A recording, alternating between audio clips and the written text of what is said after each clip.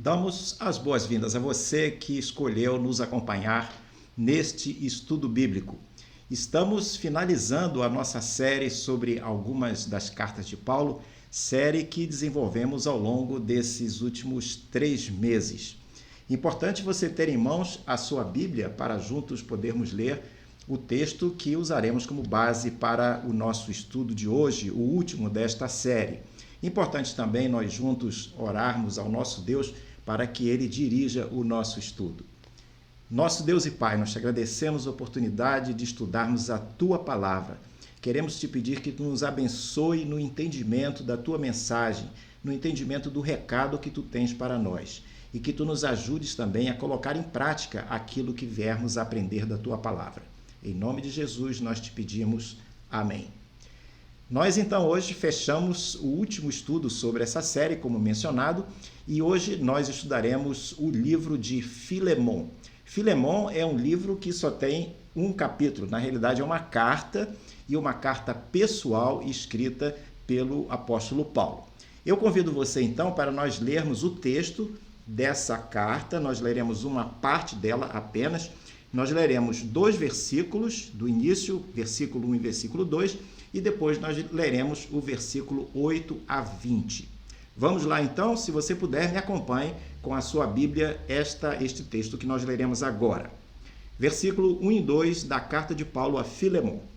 Paulo, prisioneiro de Cristo Jesus, e o irmão Timóteo, ao amado Filemon, que é também nosso colaborador. À igreja que se reúne em sua casa, a irmã Áfia e a Arquipo, nosso companheiro de lutas. Lá no verso 8 nós seguimos. Pois bem, ainda que eu sinta plena liberdade em Cristo para ordenar a você o que convém ser feito, prefiro, no entanto, pedir em nome do amor, sendo o que sou, Paulo, o velho, agora também prisioneiro de Cristo Jesus, faço um pedido em favor de meu filho Onésimo, que gerei entre algemas. Antes ele era inútil para você, atualmente, porém, é útil para você e para mim. Eu o estou mandando de volta a você, ele, quero dizer, o meu próprio coração. Eu queria conservá-lo comigo, para que ele me servisse em seu lugar nas algemas que carrego por causa do Evangelho. Mas não quis fazer nada sem o seu consentimento. Paulo dizendo a Filemon, não queria fazer nada sem o seu consentimento, para que a sua bondade não venha a ser como que uma obrigação, mas algo que é feito de livre vontade. Talvez ele tenha sido afastado de você temporariamente, a fim de que você o receba para sempre, não como escravo, mas muito mais do que escravo, como irmão caríssimo, especialmente de mim e com maior razão de você, quer como ser humano, quer como irmão no Senhor. Portanto, se você me considera companheiro, receba-o como receberia a mim. E se ele causou algum dano a você, ou lhe deve alguma coisa, ponha tudo na minha conta. Eu, Paulo, de próprio punho, escrevo isso. Eu pagarei. É claro que não preciso dizer que você me deve a própria vida. Sim, irmão, que eu receba de você no Senhor este benefício. Reanime o meu coração em Cristo. A carta de Paulo a Filemon é uma das cartas chamadas cartas particulares, que Paulo escreveu, carta essa que chegou até nós. Possivelmente ele escreveu várias cartas particulares, mas só essa é que nós temos conhecimento que está registrada e faz parte do Novo Testamento. Além do interesse pelo fato de ser uma carta única, a carta tem a ver com uma história verídica bem interessante. Ela nos traz uma mensagem que eu diria bastante mobilizadora e atual, em termos de relacionamentos interpessoais e em termos de fé. Isso porque os assuntos que compõem o pano de fundo do texto se referem à transformação pessoal, se refere a perdão e se refere à reconciliação. O curioso é que a mensagem da carta é uma metáfora do que ocorre no processo de salvação em Cristo. Toda a história que nós encontramos, de um modo geral, possui personagens, não é verdade? Nessa história, a história que aparece na carta, que é o pano de fundo da carta, nós encontramos 3 personagens principais: o apóstolo Paulo, o Onésimo e Filemon. Paulo envia uma carta a Filemon falando sobre Onésimo. Então, a carta é o elo de ligação entre esses personagens. Mas quem era Onésimo e quem era Filemon? E o que ocorreu para que os dois se ligassem a Paulo? Onésimo era um escravo fugitivo. Ele era um escravo que havia vivido e trabalhado na casa de Filemon. Onésimo foge, possivelmente depois de ter furtado alguma coisa do seu senhor. De algum modo, o fugitivo Onésimo chega a Roma, onde Paulo vivia uma prisão domiciliar, possivelmente há mais de 2 anos. Não se sabe como Onésimo entra em contato com Paulo e passa a trabalhar para ele. Onésimo acaba se convertendo ao cristianismo por influência do apóstolo Paulo. Por conta dessa conversão, Paulo se refere a Onésimo como seu filho na fé, gerado entre algemas. Lá no verso 10 você encontra essa expressão. De algum modo, Paulo soube que Onésimo era um escravo foragido da casa de Filemon. As leis da época puniam severamente escravos fugitivos, até com a morte. O assunto do furto aparece na carta quando Paulo diz sobre Onésimo, lá no verso 18 e verso 19. E se algum dano te fez, ou se te deve alguma coisa, lança tudo em minha conta, eu pagarei. Quem era Filemon? Filemon era um cristão ativo no Evangelho, morador da cidade de Colossos. Paulo possuía um relacionamento cordial com ele, a ponto de chamá-lo de amado Filemon, também nosso colaborador. As igrejas da época se reuniam nas casas dos crentes. Não havia templo naquela época. Então, o lugar de reunião da igreja eram as casas dos crentes. A casa de Filemon era um desses lugares de ajuntamento de crentes e lugar de culto. A carta menciona logo no início a irmã Áfia, possivelmente era a esposa de Filemon. Menciona também Arquipo, possível filho de Filemon, e possível pastor da igreja que havia lá em Colossos. Filemon talvez fosse um homem de recursos, pois possuía pelo menos um escravo. Possivelmente possuía outros escravos, mas nós não temos informação sobre isso, não sabemos sobre essa questão, mas ele possivelmente era um homem de posses. No próximo quadro, nós verificamos que Paulo faz com que Onésimo retornasse à casa de Filemon. Onésimo deve ter se desempenhado muito bem no período em que esteve lá em Roma, servindo o apóstolo Paulo. A prova disso pode ser vista quando Paulo declara no verso 13 que Paulo, queria conservar Onésimo com ele. Diz, eu queria conservá-lo comigo.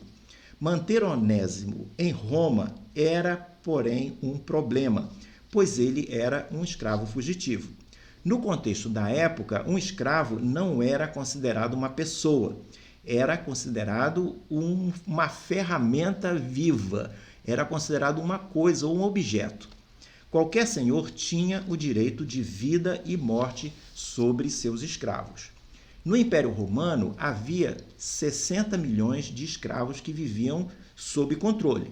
Dado esse número, eles eram vistos como uma ameaça, pois, em tese, poderiam se rebelar.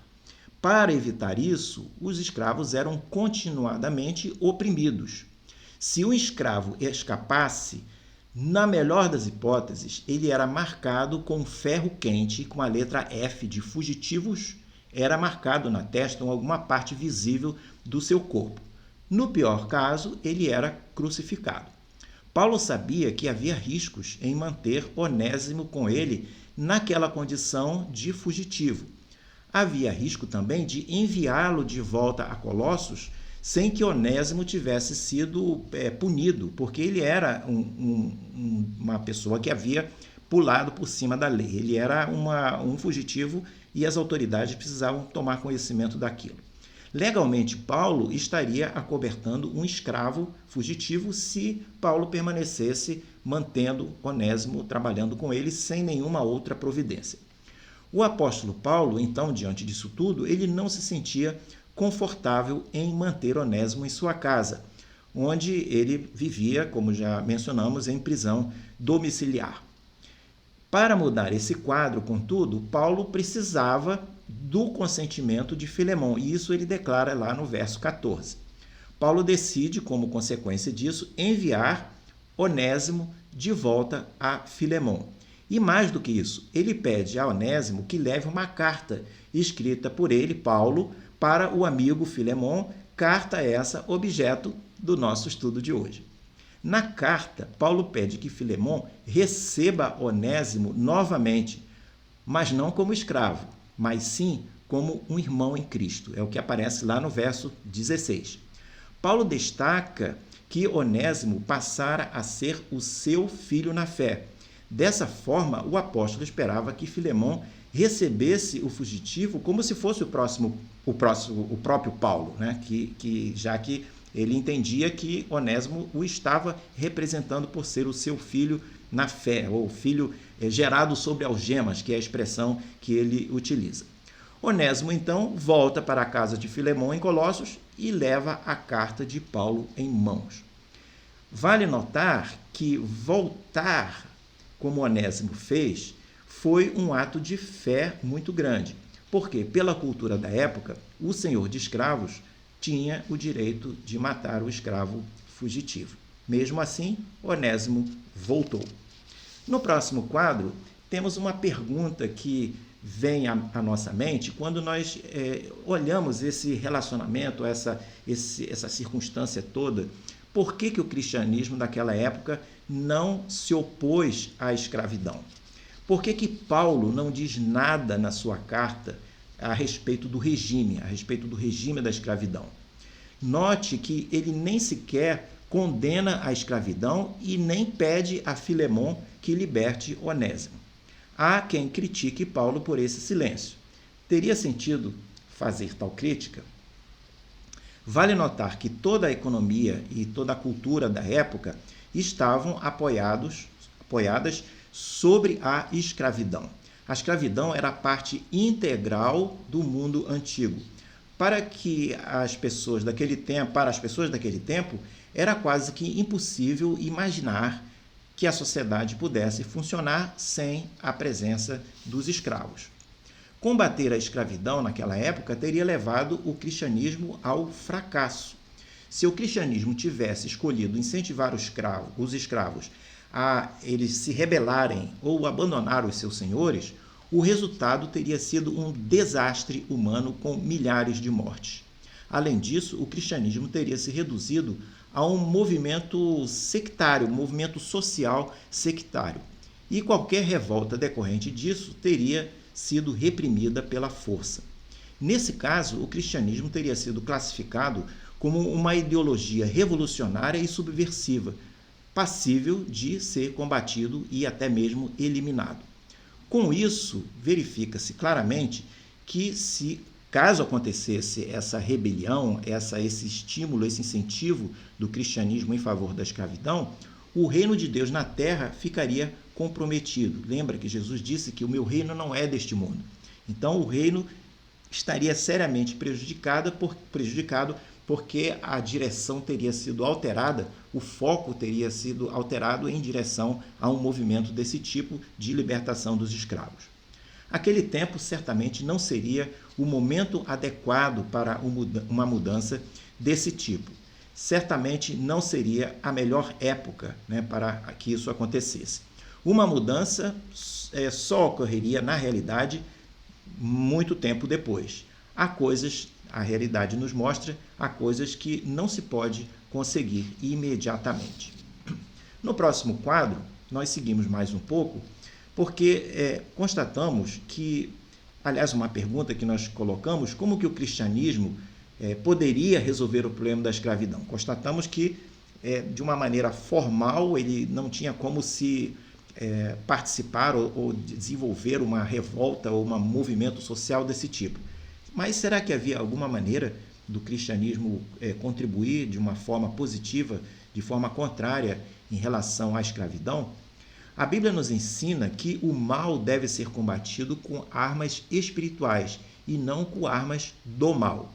Aplicando esse princípio ao caso da escravidão, nos tempos de Paulo e nos tempos de Filemon, a pergunta é: o assunto poderia ser resolvido? Teria alguma forma de resolver? E se tem alguma forma, e se havia alguma forma, como seria isso?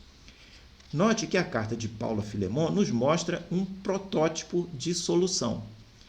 Venha a nós o teu reino, que nós aprendemos lá na oração que Jesus ensinou, oração ao Pai Nosso, venha a nós o teu reino, significa ter cada vez mais pessoas aceitando Jesus como Salvador e Senhor.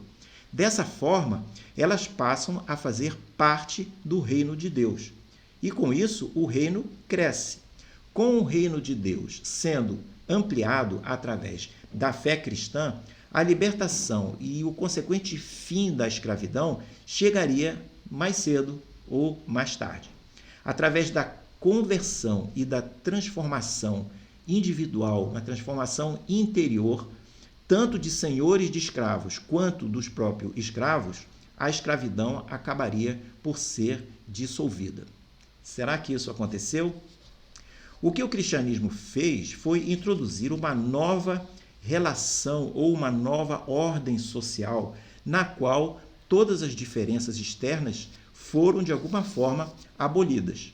E todos os cristãos passaram a ser um em Cristo. Os cristãos autênticos passaram a ser um só corpo, mesmo sendo judeus, gentios, escravos ou homens livres.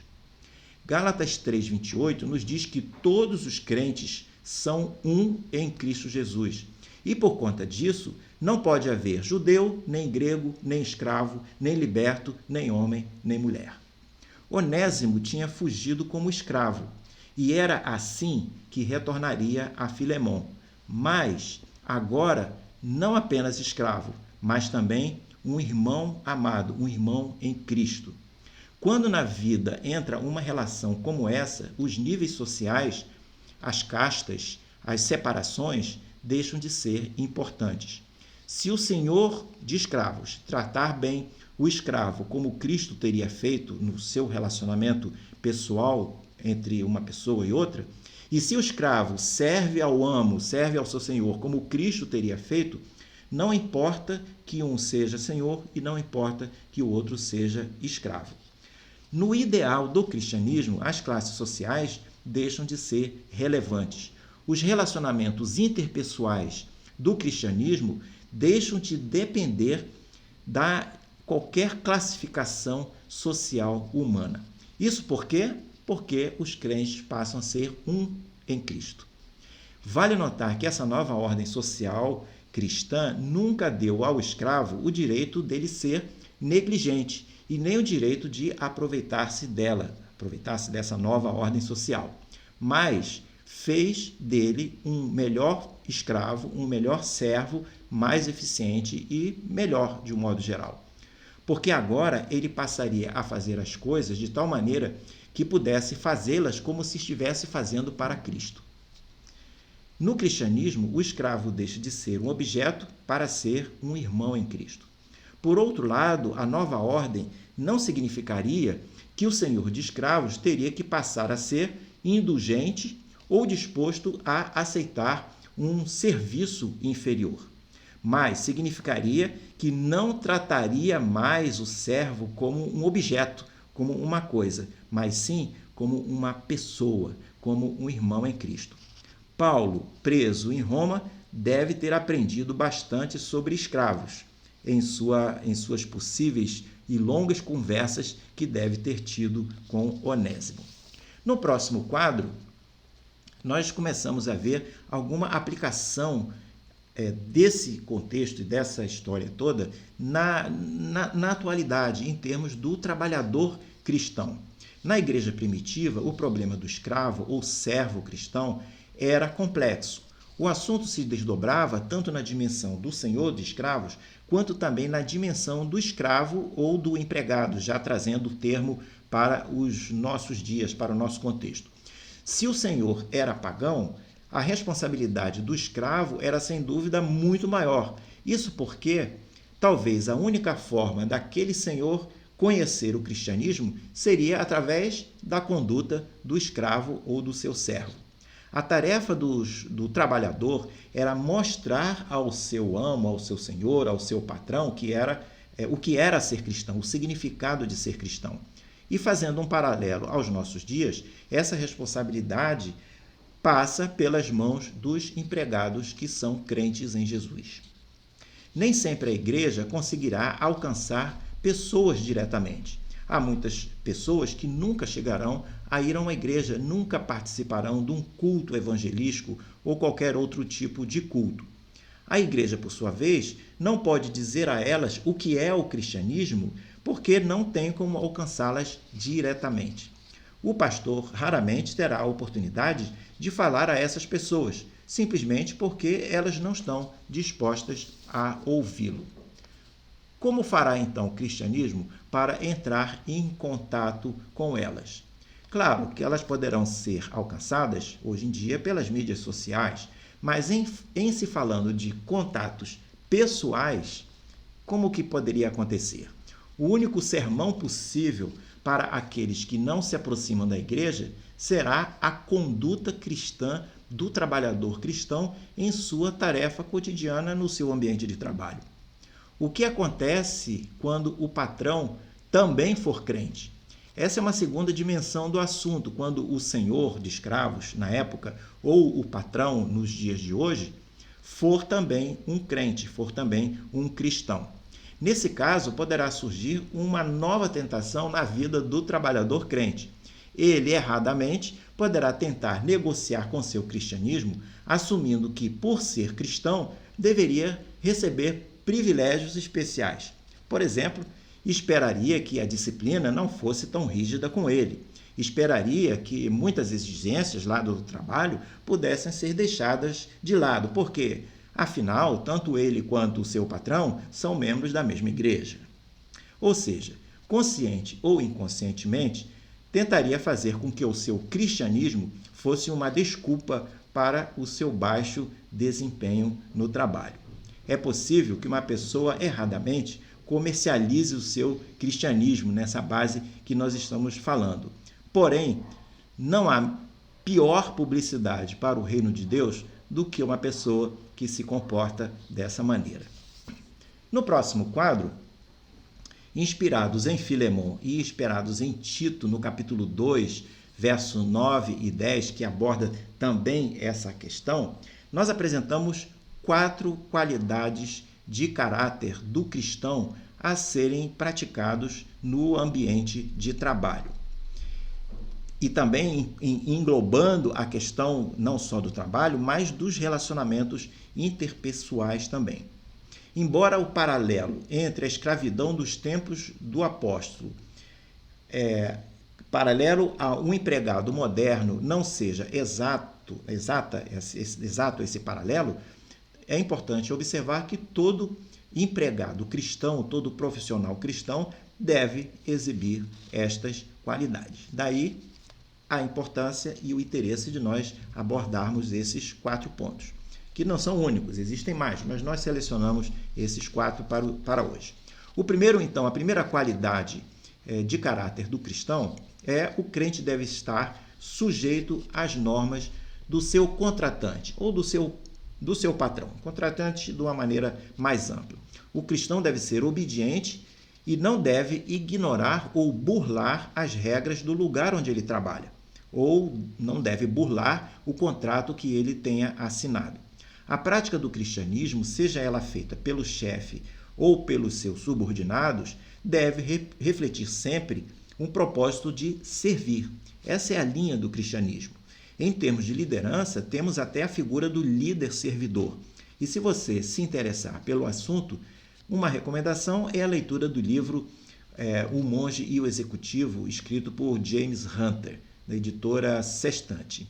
Lá ele aborda muito bem essa questão do líder servidor. Desde que não envolva desobediência a Deus, um cristão deve estar sempre subordinado ao seu contratante. Segunda qualidade do cristão no trabalho. O cristão ou crente deve ser agradável e respeitoso em seu trabalho. Ser agradável é ter uma atitude alegre no serviço. Lá em Filipenses 4:4, nós aprendemos: alegrai-vos no Senhor, alegrai-vos sempre no Senhor. Essa é uma exortação que encontramos nesse versículo e em outros lugares da Bíblia também.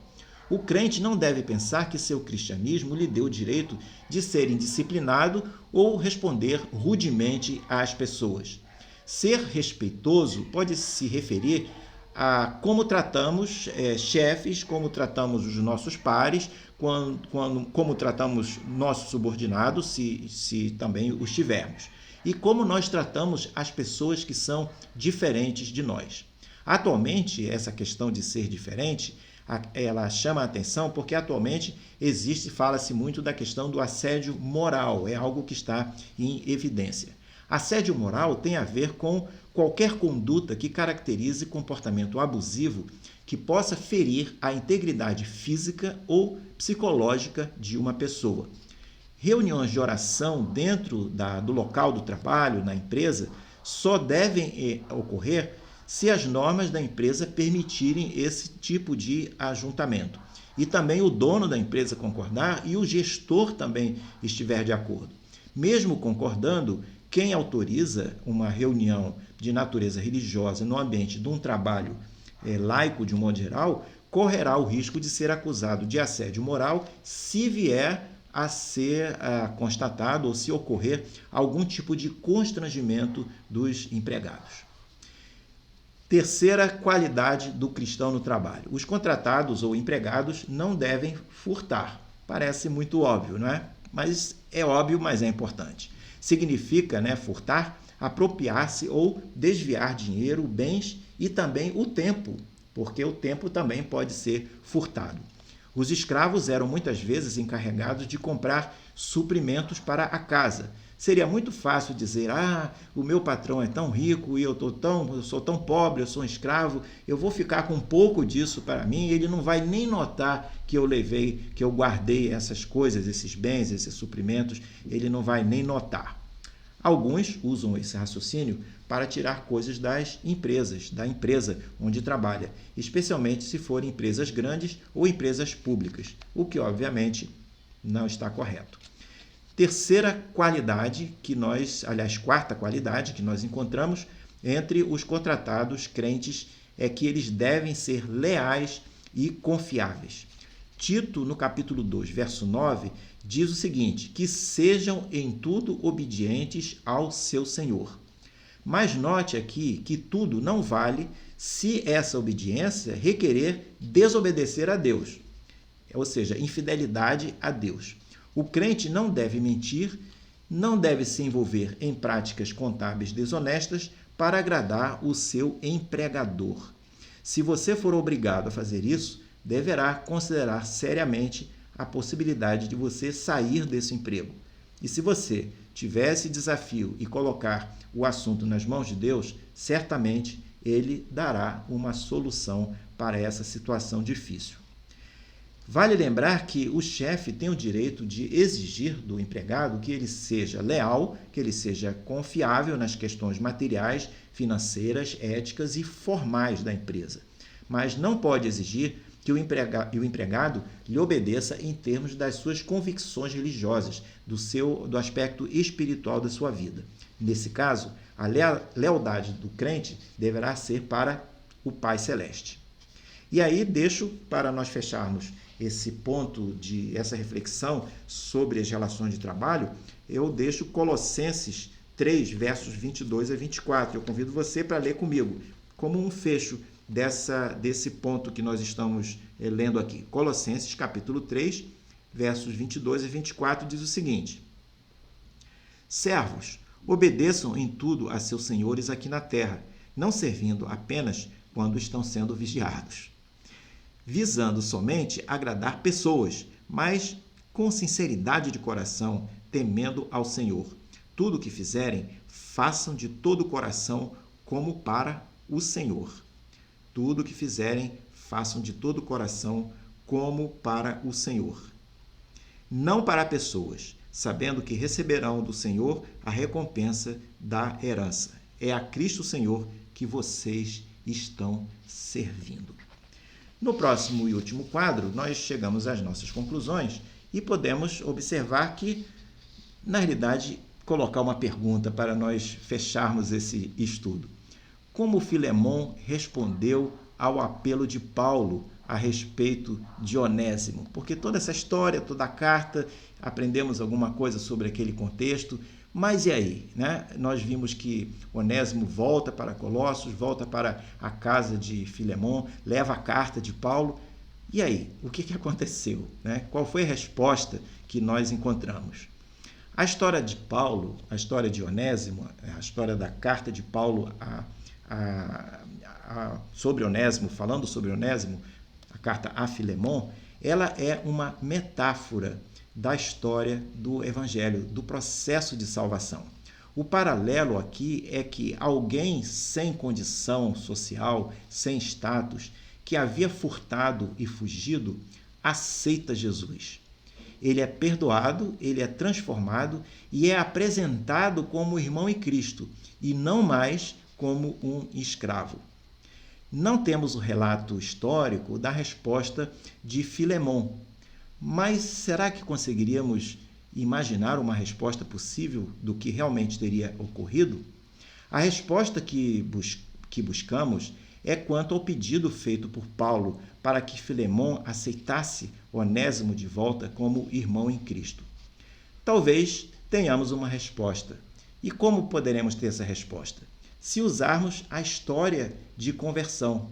Podemos usar nossas próprias histórias na qualidade de transformados e salvos por Jesus para responder a essa pergunta. E qual seria a sua resposta? Se você foi liberto pelo sangue de Jesus na cruz e abandonou as coisas que o escravizavam, como o pecado, por exemplo, talvez você tenha a resposta: se Filemon aceitou ou não Onésimo de volta. Você saberá, porque nesse caso você também terá aceitado Jesus como Salvador e por conta disso você também foi recebido de volta. Daí talvez possamos fazer uma conclusão se Onésimo foi efetivamente recebido. Ficamos hoje por aqui, espero que você tenha gostado desse estudo, dessa série. No próximo ano, no próximo trimestre, nós estaremos estudando um outro assunto. No próximo quadro, você terá a oportunidade de ver os temas que nós iremos abordar ao longo de janeiro, fevereiro e março. E eu espero que você possa, se gostou desse estudo, falar dele sobre estudo para os seus amigos, mandar o link com esse vídeo e com os demais vídeos que nós temos armazenados no canal. Desejo para você um excelente ano novo e espero vê-lo numa próxima oportunidade.